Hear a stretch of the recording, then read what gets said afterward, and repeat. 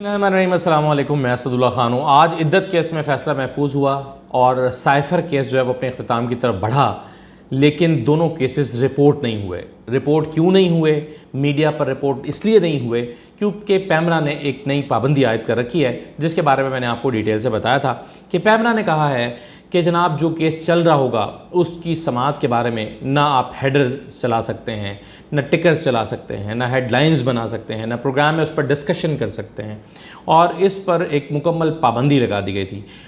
इसी वजह से इसको रिपोर्ट नहीं किया गया। वो अलग बात है कि इसको court reporters association Islamabad high court की जो है, Islamabad high court reporters association, उसने आज इजलास करके इसको यकसर इस फ़ैसले को और पैमरा के इस नोटिफिकेशन को मुस्तरद कर दिया है और मुतालबा किया है कि आज़ादी इजहार राय के ख़िलाफ़ उठाया जाने वाला ये कदम वापस लिया जाए।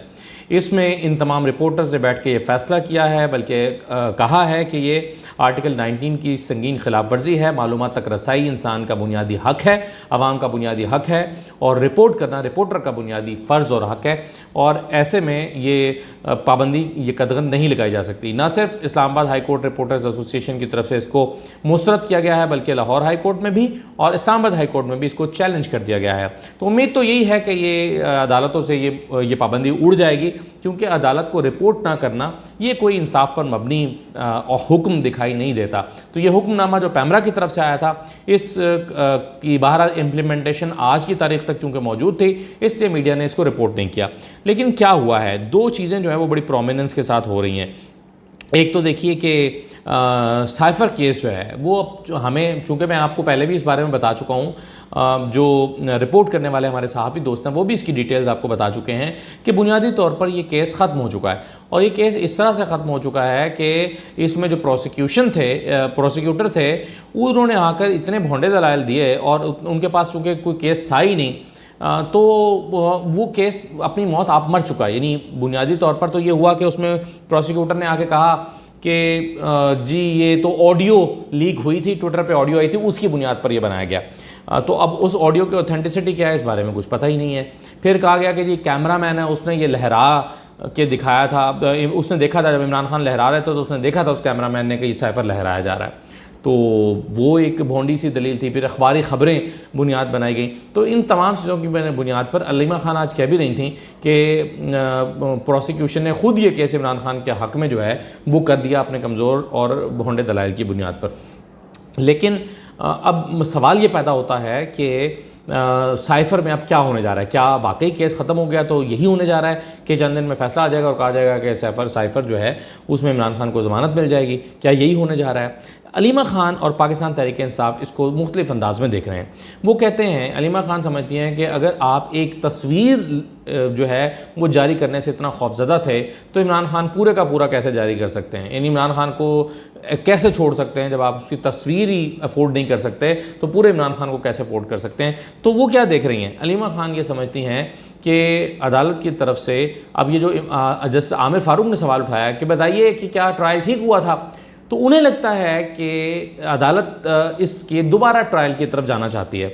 यानी उन्हें ये ख़दशा है अलीमा ख़ान को कि आमिर फ़ारूक इसको दोबारा भेज सकते हैं री ट्रायल के लिए, कि जी चूँकि ट्रायल ठीक नहीं हुआ था, तो इसलिए इसको दोबारा भेजा जाए और उसका दोबारा से ट्रायल किया जाए। यानी मामले को दोबारा से लटका दिया जाए, फिर एक मरतबा जाए, फिर ट्रायल होकर वापस इस्लामाबाद हाई कोर्ट आए, फिर इसकी अपील लगे और फिर इसमें महीनों अपील में खर्च हो जाए, तो यानी 1 साल तो आराम से इससे निकाला जा सकेगा।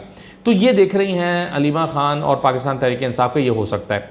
अब क्या ये, यानी अलीमा खान ने क्या कहा है, गुफ्तगू ज़रा आप अलीमा खान की ज़ुबानी सुन लें, फिर मैं इस पर बात करता हूँ। फिर जो हम सोच रहे थे कि केस ख़त्म हो गया है, और माशाल्लाह बड़ा ज़बरदस्त जो प्रोसिक्यूशन के जो पिछली दफ़ा लॉयर थे, जिस तरह उन्होंने जो बात की, तो उन्होंने बहुत ज़बरदस्त केस को ख़त्म किया जो कि इमरान खान और शाह महमूद के हक़ में गया था। बड़ी अलहक किस्म की बात। अब क्या हुआ है, चीफ जस्टिस आमिर फ़ारूक आते हैं और एक सवाल पूछते हैं, आया ये केस सही तरीके से हुआ है? उन्होंने पूछा कि ये फेयर ट्रायल हुआ है। अब इसका क्या मतलब था? ये सवाल आमिर फ़ारूक को हमें भी समझ आ रही है, 3 महीने पहले पूछना चाहिए था, पहले दिन। आज जब इन्होंने पूछा है, हमें यही समझ आ रही है। उसके बाद जो जो उनका लॉयर खड़ा था, शाह साहब को तो उन्होंने निकाल दिया है। जो लॉयर खड़ा था उसने पूरी किताब पढ़नी शुरू कर दिया। अब वो बताना चाह रहा है हुकूमत का लॉयर कि ये ट्रायल सही हुआ है कि नहीं हुआ। इसका मतलब ये है कि ये इसको पता नहीं कितने दिन खींचना चाहते हैं। जो आज जजेस ने कहा था हम फैसला देंगे, मेरा नहीं लगता इनका इरादा है, और हमें नहीं पता ये क्या सोच रहे हैं, लेकिन ये इंसाफ के दायरे से निकल चुके हैं।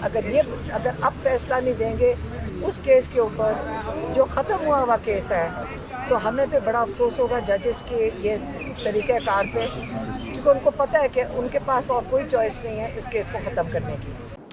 अब अलीमा खान को ये शक है, आपने गुफ्तगू सुनी है, उन्हें शक है कि आमिर फ़ारूक जो हैं वो इस तरह से कुछ कर रहे हैं। कोई पाकिस्तान तहरीक इंसाफ के जो चेयरमैन इमरान खान या बानी चेयरमैन इमरान खान है, उनके केस और शाह महमूद कुरैशी के केस के हवाले से वो कुछ इस तरह का करना चाह रहे हैं कि इसको दोबारा ट्रायल के लिए भेजे। अब सवाल ये पैदा होता है कि क्या दोबारा ट्रायल हो सकता है या नहीं हो सकता। तो हो सकता है, यानी ये तो हो सकता है कि वापस भेजा जा सके, यानी कानूनी तौर पर यह मुमकिन है कि अदालत वापस भेज दे कि जी ट्रायल चूँकि ठीक नहीं हुआ तो दोबारा ट्रायल करें।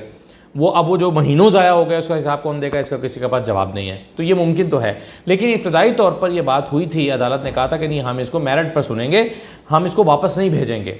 तो चूंकि अदालत खुद कह चुकी है कि हम इसको वापस नहीं भेजेंगे, हम इसको मेरिट पर सुनेंगे, तभी तो इस पर डिटेल से डिस्कशन हुई है, वरना पहले दिन कह देते कि जी मेरिट पर डिस्कशन करने की बजाय, मेरिट पर सुनने के बजाय कह देते कि इसको वापस भेजें। यही अलीमा खान ने भी कहा है कि इसको अगर पहले दिन के जो सवाल आप कर रहे हैं कि क्या इसमें ट्रायल ठीक हुआ या नहीं, ये सवाल तो आपको पहले दिन करना चाहिए था। तो पहले दिन इस पर बात हो चुकी है, इसलिए मुझे जवाब तो मालूम नहीं होता, क्योंकि अदालत खुद कह चुकी है कि हम इसको वापस नहीं भेजेंगे दोबारा ट्रायल के लिए, हम तो इसका मेरिट पर सुनकर फैसला देंगे। तो मुझे लगता तो नहीं है, लेकिन बिलफर्ज अगर ऐसा हो जाता है कि इसको वापस ट्रायल के लिए भेज दिया जाता है, तो फिर जैसे आमिर फ़ारूक साहब से कोई किसी भी फैसले की तवक्को की जा सकती है। अगर ऐसा हो जाता है तो फिर देखना होगा कि दूसरे जज का फ़ैसला क्या है। अगर जो मियां गुल हसन औरंगज़ेब साहब हैं वो वही फ़ैसला देते हैं जो आमिर फ़ारूक साहब देते हैं, यानी मुत्तफ़िका फ़ैसला आता है, फिर तो ये वही होगा जो फ़ैसला आ जाएगा। यानी अगर ट्रायल के लिए वापस भेजना है तो ट्रायल के लिए वापस चला जाएगा, मेरिट पर फैसला करना है, ज़मानत देनी है तो ज़मानत हो जाएगी। लेकिन अगर फैसला फ़र्क आता है, आमिर फ़ारूक साहब कहते हैं कि नहीं इसको ट्रायल के लिए वापस भेजना चाहिए, और मियां गुल हसन औरंगज़ेब साहब कहते हैं कि नहीं इसको ट्रायल के लिए वापस भेजने की ज़रूरत नहीं है, मेरिट पर हमने इसको सुना है और इसको डिसाइड करेंगे, तो फिर जो है वो फिर ये टाई हो जाएगा, और फिर टाई होने के बाद इसका फ़ैसला तीसरा रेफरी जज करेगा, फिर ये रेफरी जज के पास चला जाएगा। तो ये इसकी पोजीशन है। लेकिन जो दूसरा केस है इद्दत वाला, उसमें आज अलीमा खान साहबा बहुत शदीद गुस्से में दिखाई देती थी, और अलीमा खान ने शदीद गुस्से में ये कहा कि एक घटिया शख्स है, बेशरम और घटिया शख्स का नाम रिजवान अब्बासी है, कि क्यों इतने सख्त अल्फाज इस्तेमाल किए, उसकी वजह खुद अलीमा खान साहबा से आप सुन लीजिए। अब वो महफूज क्यों है 29 तारीख को, इसलिए क्योंकि वो जो बहुत ही, मैं आपको ये कहना चाहता, बड़ा कम ये बात आपने मेरे से सुनी होगी, बड़ा घटिया और बड़ा बेशरम एक आदमी है, उसका नाम है रिजवान अब्बासी। ये नाम याद रखना, ये नाम आप याद रखना, घटिया और बेशरम आदमी है। वो जब गंद करना होता है ना हुकूमत में, तो उस आदमी को लाया जाता है। साइफर केस में भी वही खड़ा था, वो झूठा और बेशरम आदमी है। अब ये मैं बारी बारी कहूँगी, वो मुल्क से बाहर चला गया, अगर वो अब जब तक वापस नहीं आता, आप इसके इद्दत की जो केस की जो डिसीजन रिजर्व हुई है, जजमेंट, वो तब तक सुनाई नहीं जा सकती। तो वो घटिया आदमी पता नहीं बात तब तक वापस आता है। मैंने जैसे कहा कि वो घटिया काम के लिए वो बंदा लाया जाता है, और ये नाम कभी ना भूलना, रिजवान अब्बासी, ताकि उसके अगली जो बच्चे, उसकी नस्लें हैं, याद रखेंगे कि हमारे वालिद को किस नाम से याद किया जाता था। घटिया आदमी है। अच्छा, अलीमा खान साहब, जिस तरह चौधरी परवेज़ इलाही साहब भी रिहा हो चुके हैं, क्या अब आपको उम्मीदें वाबस्ता हो गई हैं कि अब इमरान खान और शाह महमूद कुरैशी साहब भी रिहा हो जाएंगे? ख्याल है क्या होगा? नहीं, ये रिहा करना चाहते, उसकी तस्वीर दिखाना नहीं चाहते, तो उसको इमरान खान को रिहा क्यों करेंगे? और साथ शाह महमूद भी अभी साइफर में, उनकी भी फैमिली आई हुई थी इसी उम्मीद में कि आज रिहा हो जाएंगे। तो अब हमें कुछ नहीं पता, आज हो जाना चाहिए, केस ख़त्म हुआ होगा। अब ये हम नए नए तरीके देख रहे हैं कि उसको घसीटा कैसे जाए। तो ये लाश उन्होंने थोड़े दिन लगता है और घसीटा। बुशरा बीबी की रिहाई होती नज़र आ रही है। ये देखें, आज रिहा हो जाना चाहिए तो उन्होंने जजमेंट रिजर्व किया है। बुशरा बीबी सिर्फ इद्दत के केस में इस वक्त जेल में है और आज उनको रिहा हो जाना चाहिए था, लेकिन क्योंकि वो मैंने बताया ना वो एक घटिया आदमी जिसका नाम रिजवान अब्बासी है जो खावन मानिका का लॉयर अब है, पहले ये प्रोसिक्यूशन के लिए बंदा खड़ा था साइफर का घटिया काम करने के लिए, और अब जिसके ऊपर आज चीफ जस्टिस पूछ रहे हैं कि ट्रायल फेयर हुआ है कि नहीं, अब ये सोच रहे हैं वही घटिया आदमी इस वक्त खावन मानिका का लॉयर है। अब इद्दत केस में अलीमा खान साहबा ने की राय आपने सुनी है, वो समझती हैं कि बुशरा बीबी सिर्फ इस केस में है और इसमें रिजवान अब्बासी इसको डिले कर रहे हैं और अभी भी मुल्क से बाहर चले गए हैं कि वो आएंगे तो फैसला सुना जाएगा जो कि महफूज हो गया। तो रिजवान अब्बासी ने आज भी इसको बहुत टाला, सुबह पहले नहीं आए, फिर कहा गया कि अगर आप नहीं आएंगे तो हम इसका फैसला सुना देंगे। तो ये सब कुछ आज भी अदालत में इद्दत केस में हुआ है। इसमें जो रिजवान अब्बासी साहब हैं उनसे शिकवा पीटीआई का इसलिए दुरुस्त है कि जब इसका फैसला सुना जाना था, यानी ट्रायल चल रहा था, तो रात 11 बजे तक अदालत जो जेल है उसके अंदर ट्रायल चल रहा था और रोज़ाना रात 11 बजे तक रिजवान अब्बासी साहब जो हैं ये वहाँ खड़े होकर दलाइल देके इमरान खान को इन्होंने सज़ा करवाई। लेकिन जब सज़ा हो गई तो जब अपील में आए तो चूंकि अब मुलजिम कैद है तो अब उसकी रिहाई अमल में आना आ जाए, तो इसलिए वो लंबी लंबी तारीखें मांगते हैं, पेश नहीं होते, अदालत में नहीं आते, जूनियर जज आके जूनियर वकील आके कह देता है कि जी वो मसरूफ़ हैं। इस तरह के हथकंडे इस्तेमाल होते रहें और अब बहरहाल इसका फैसला महफूज हो गया है। देखें मज़ीद इसको कितना अर्सा लटकाया जा सकता है। तो ये है मामला जी। आखिरी बात यह है कि इमरान खान साहब जो हैं उन्होंने ख़तरे की घंटी बजा दी है और इमरान खान ने जो गुफ्तगू की है जेल में वो ज़रा उसका कुछ कंटेंट मैं आपके सामने रखता हूँ। कुछ चीज़ें तो मैंने आपसे कल डिस्कस कर ली थी कि इमरान खान साहब क्या कह रहे हैं, कुछ चीज़ें तो कल डिस्कस हो गई थी, लेकिन कुछ और चीज़ें हैं जिसमें जो मैं आपसे डिस्कस नहीं कर सका था। यानी एक तो वो कह रहे हैं कि जो पतन की रिपोर्ट के बारे में इमरान खान ने कहा कि पतन की रिपोर्ट के मुताबिक पीटीआई इस्लामाबाद की तीनों नशिस्तें 50 हज़ार वोटों के फ़र्क से जीत चुकी है। तो ये पतन की रिपोर्ट हम भी आपके साथ शेयर कर चुके हैं पहले भी, और उसमें मैं अलग अलग हम आपको बता चुके हैं कि कितना आप जान चुके हैं कि कितना फ़र्क किस सीट पर पतन ने अपनी रिपोर्ट में उन फॉर्म 45 के ज़रिए से तैयार किया है जो फॉर्म 45 दूसरे, तीसरे, चौथे नंबर पर आने वाले उम्मीदवारों के पास मौजूद थे। यानी मुस्तफ़ा नवाज़ खोखर के पास, किसी जमात इस्लामी के उम्मीदवार के पास, किसी और उम्मीदवार के पास, उनसे फॉर्म 45 इकट्ठे करके उनका डेटा को शुमार करके ये रिज़ल्ट जो है वो दिया है पतन की रिपोर्ट ने, और उसको इमरान खान कह रहे हैं कि इसको हाईलाइट करें, इस पर बात करें। दूसरा, इमरान खान ने कहा कि लाहौर में ट्राइब्यूनल बनाए ही नहीं जा रहे। वो जो एक मसला चल रहा है कि वो कहते हैं कि जी इन मामला को जल्दी निपटाने के लिए 7 मजीद जजेस के नाम दिए हैं लाहौर हाई कोर्ट ने, लेकिन इलेक्शन कमीशन को नोटिफाई नहीं कर रहा, क्योंकि इलेक्शन कमीशन नोटिफाई करेगा, वो ट्राइब्यूनल्स अपने काम शुरू करेंगे। अगर काम शुरू करेंगे तो पता चल जाएगा कि इलेक्शन में कितनी बड़ी गड़बड़ हुई है, तो ये पता चल जाएगा। तो इसलिए उसको अवॉइड किया जा रहा है कि ट्राइब्यूनल्स ही ना बनाए जाएँ, ना होंगे ट्राइब्यूनल्स, ना होगा ट्रायल, ना पता चलेगा शफाफियत क्या हुई है, क्या मामला हुए। अच्छा, फिर कहा गया कि इमरान खान ने कहा कि ट्राइब्यूनल्स बनाए नहीं जा रहे, डरे हुए हैं कि कहीं हल्के ही ना खुल जाएं।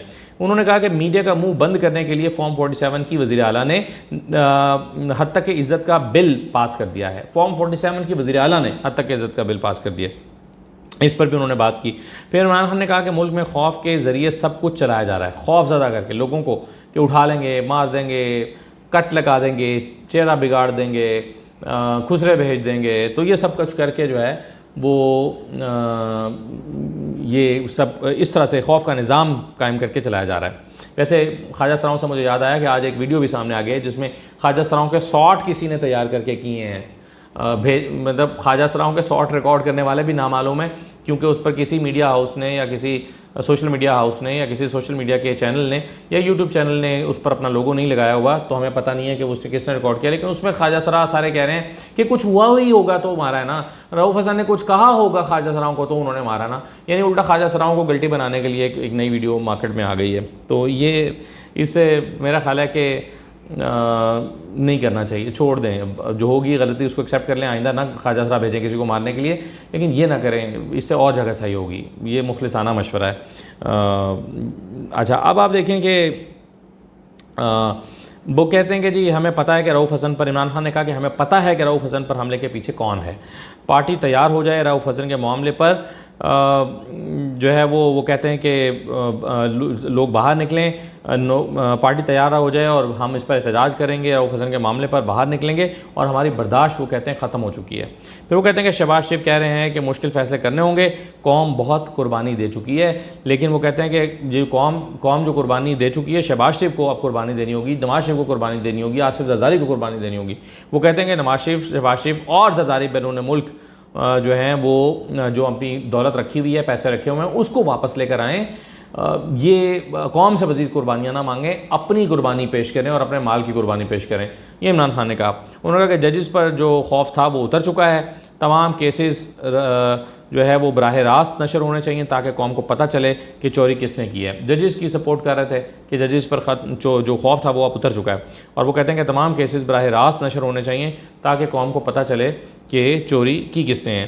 परवेज़ इलाही की रिहाई पर वो कहते हैं मैं बहुत खुश हूँ और परवेज़ इलाही ने बहुत कुर्बानियाँ दी हैं, और वो कहते हैं कि परवेज़ इलाही अगर शुरू में मर्ज़ी का बयान दे देते तो फिर उनकी रिहाई उसी वक्त अमल में आ जाती।